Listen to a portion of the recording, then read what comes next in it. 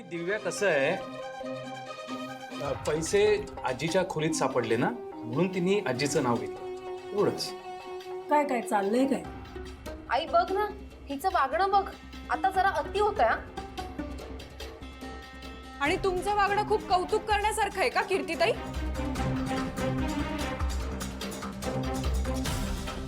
शिवा, आशू, तुमचे खूप उपकार आहेत आमच्यावर. तुम्ही आम्हाला या घरात आणलं.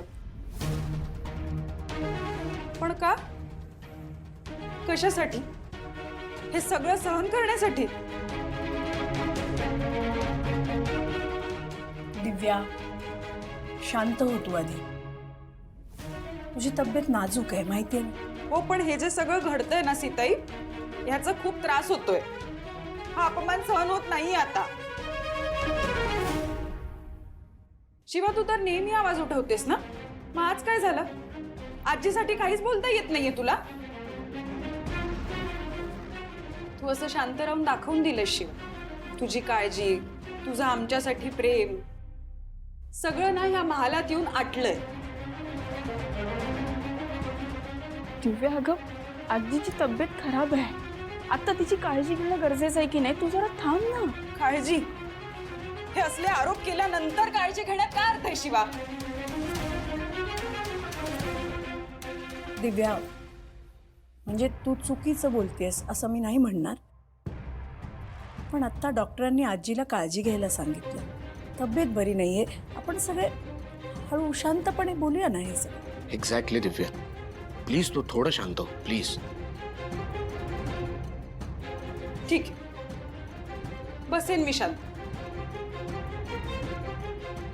पण ज्यांनी माझ्या आजीवर आरोप केलेत त्यांनी ती निर्दोष आहे असं सांगावं. हो, आजी निर्दोष आहे.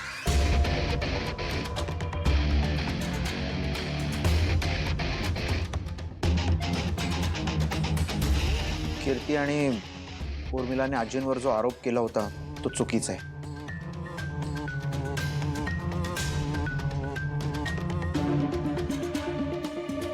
पण काका, पैसे सापडलेत.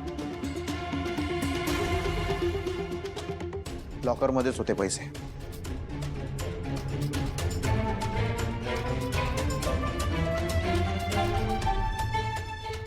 शिवा, बघितलंस?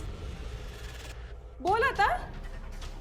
सीताई, तुम्ही सांगा, आम्ही हे सगळं सहन करायचंय? यापेक्षा निघून जातो ना आम्ही इथून. चूक नसताना पण असले आरोप होत आहेत आणि कोणी काहीच बोलत नाहीये.